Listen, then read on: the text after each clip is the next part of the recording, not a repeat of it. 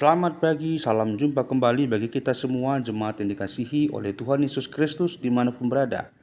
Hari ini Senin 11 Mei 2026, kita akan mendengarkan firman Tuhan renungan hari ini. Untuk itu mari kita siapkan hati kita. Kita bernyanyi.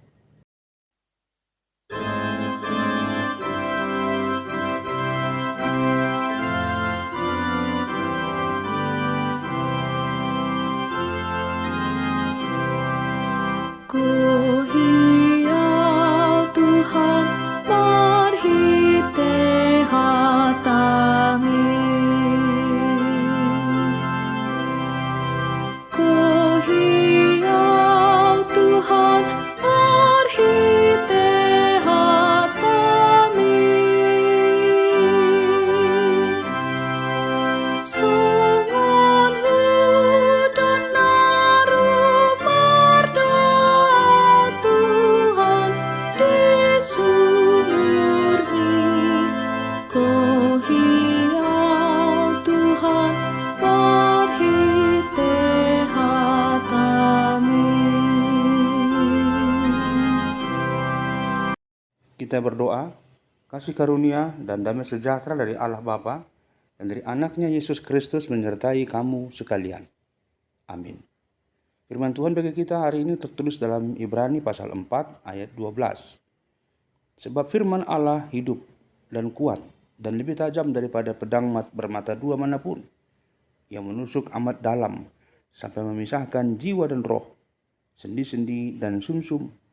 Ia sanggup membedakan pertimbangan dan pikiran hati kita.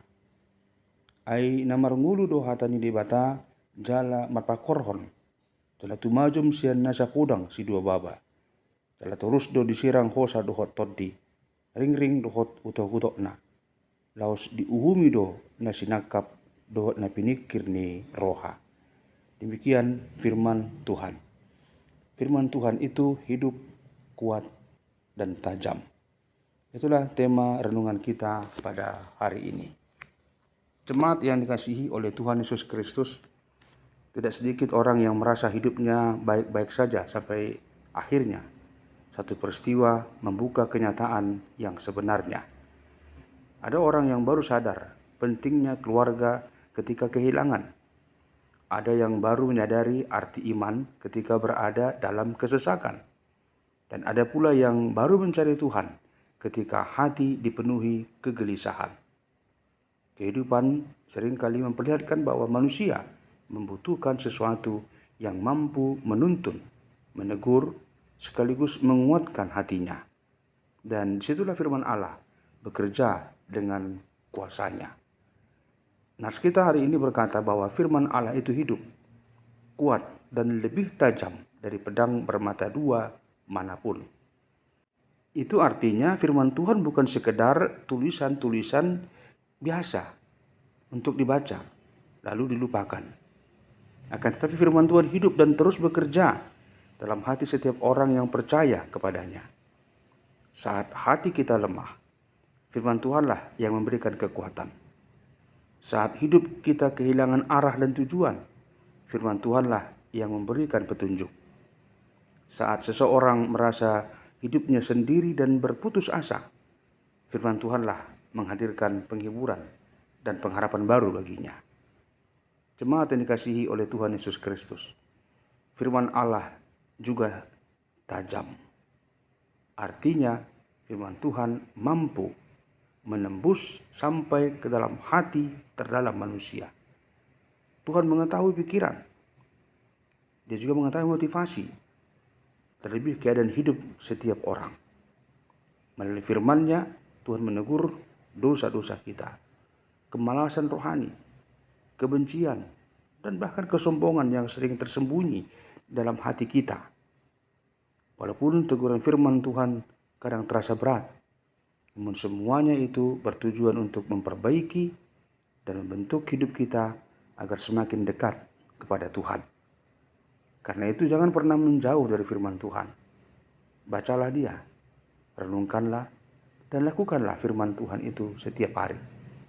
Dunia dapat berubah, manusia dapat mengecewakan, akan tetapi firman Tuhan tetap terus hidup dan berkuasa untuk menolong kehidupan orang percaya. Saat firman Tuhan tinggal dalam hati kita, maka akan ada kekuatan baru bagi kita untuk menghadapi pergumulan hidup dan tetap berjalan setia di dalam kasih-Nya. Berbahagialah mereka yang mendengarkan firman Tuhan dan yang meliharanya di dalam hatinya. Kita berdoa. Terima kasih Tuhan buat firman-Mu. Firman-Mu yang hidup, firman-Mu yang memiliki kekuatan luar biasa, dan firman-Mu juga yang lebih tajam dari pedang bermata dua manapun, yang dapat memisahkan hati manusia, pikiran, dan segala rencana-rencana atau hal-hal buruk dalam hati manusia itu. Oleh karena itu Tuhan, biarlah firman-Mu dan juga Roh Kudus-Mu tetap berdiam dalam hati kami, sehingga kami diperbaharui setiap hari, dimampukan dan dikuatkan. Dalam Kristus kami telah berdoa dan bersyukur kepadamu. Amin. Anugerah Tuhan Yesus Kristus, kasih setia Allah Bapa, dan persekutuan Roh Kudus menyertai kamu sekalian. Amin. Selamat beraktivitas untuk awal minggu ini. Tuhan Yesus memberkati dan menyertai kita semua. Teriring salam dan doa ucapan selamat ulang tahun untuk Inang Evelyn Talani Simanjuntak, wilayah Nazaret. Untuk Felicia Fioneta Midori Sianturi di Bethlehem. Untuk Kayana Latisa Hasibuan Tubing di wilayah Sion. Untuk Marlan Sidabutar di wilayah Solagracia. Dan untuk Inang Neti Indriani Nababan di Solagracia, serta Inang Rita Butar-Butar di wilayah Sion. Tuhan memberkati dan menyertai senantiasa setiap langkah-langkah yang dijalani. Amin. Marilah kita kembali memuji Tuhan.